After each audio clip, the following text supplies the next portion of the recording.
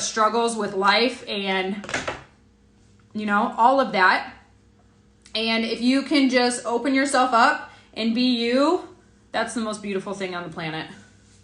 And I feel like this past year, I've truly found myself. I don't know what today is, but literally, what is today? February 2nd. So a year ago last month was when I walked out of my husband's house and I said, enough is enough. I'm not going to be abused anymore. I'm not going to take this shit from anybody. I'm going to make something of myself. And I did that. Preach it. Borrow it, Kara. Get it from your mom. Get it from your, I don't know, anybody. You can find $100 if you need to. If you're telling yourself you can't find it, then you don't want it bad enough. You know what I mean? Because like I said, you gotta figure out your level of have to. You have to figure out, like, are you there yet? To me, you're telling me you're not there yet. You don't want it bad enough, you know? So take that. And I'm not being mean. I'm just saying. Take that and say, no, Megan, I'm going to prove you wrong. I do want this bad enough. Girl, get it.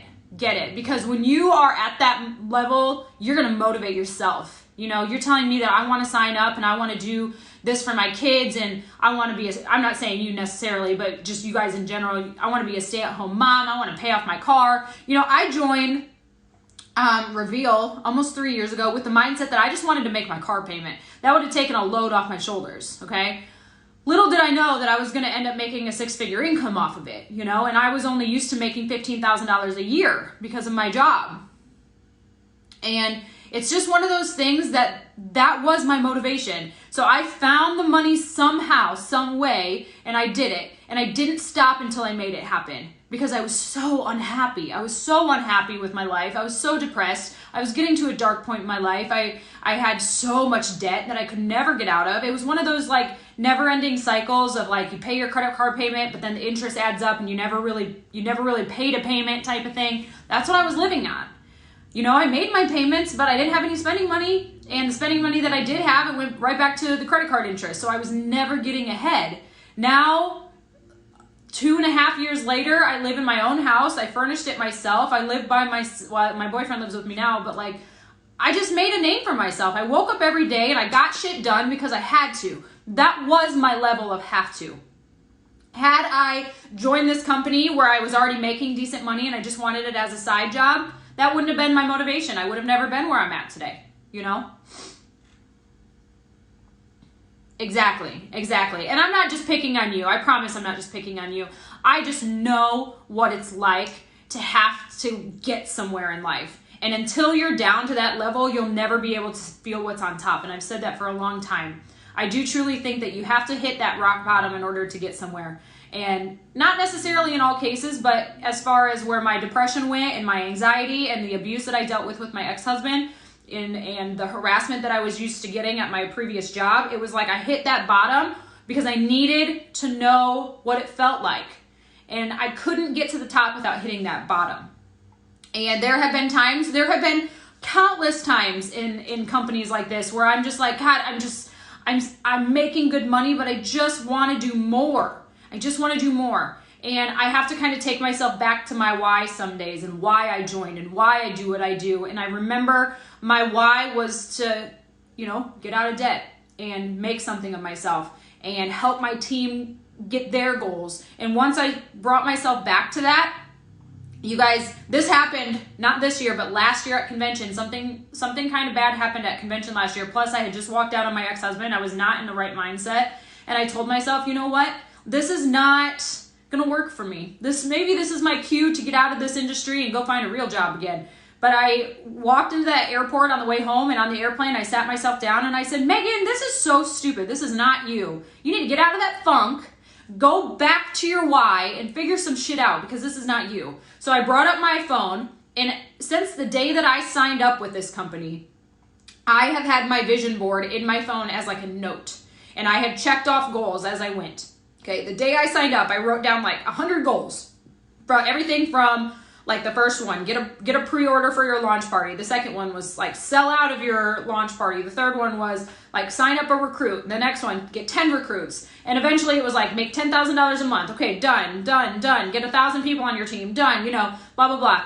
My last one was to hit that top rank and be one of those first 5 people to hit that top rank in 5 years. That was my 5-year goal, okay? I got into that airplane, and on the way home last year, I said, Megan, you need to get yourself back to your why. You need to remember why you started this and why you're doing what you're doing. So I read through my goals, and I read that very last goal, and it said, in 5 years, your 5-year plan, you're going to be one of those first 5 people. And I looked at that and I said, no, I can't do that. And you know why I couldn't do it? Because I told myself, fuck it. I'm going to be number 1. I'm going to be the first, and I'm going to do it in less than 5 years. I'll be damned if I don't walk into convention next year being the first person to do it.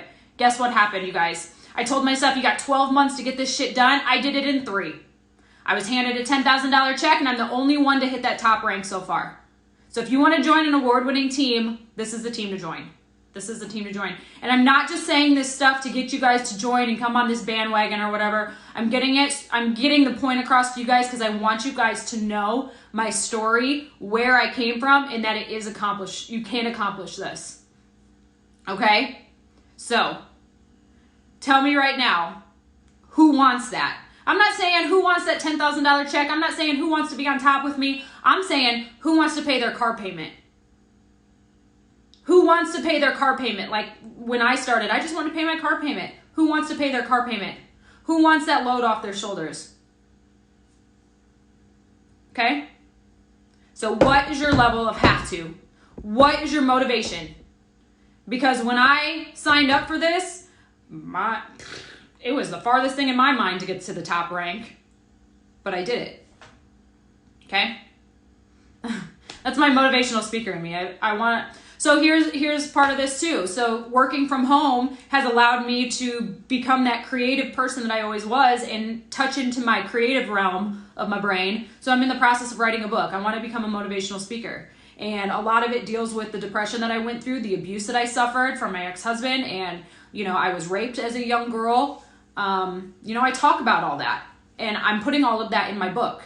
And my book, I'm hopefully releasing that book later this year. But all of this, it's all part of my story.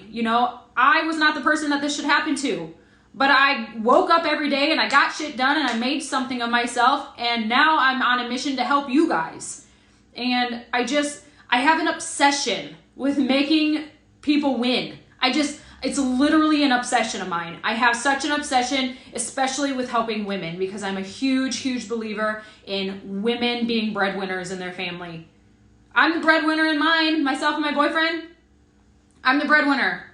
And I love that. And it's not me bragging. That's me being so freaking proud of myself for being able to purchase a house, pay my bills, and not worry about his income. That's what I wanted to do. I wanted to provide, and that's what I did.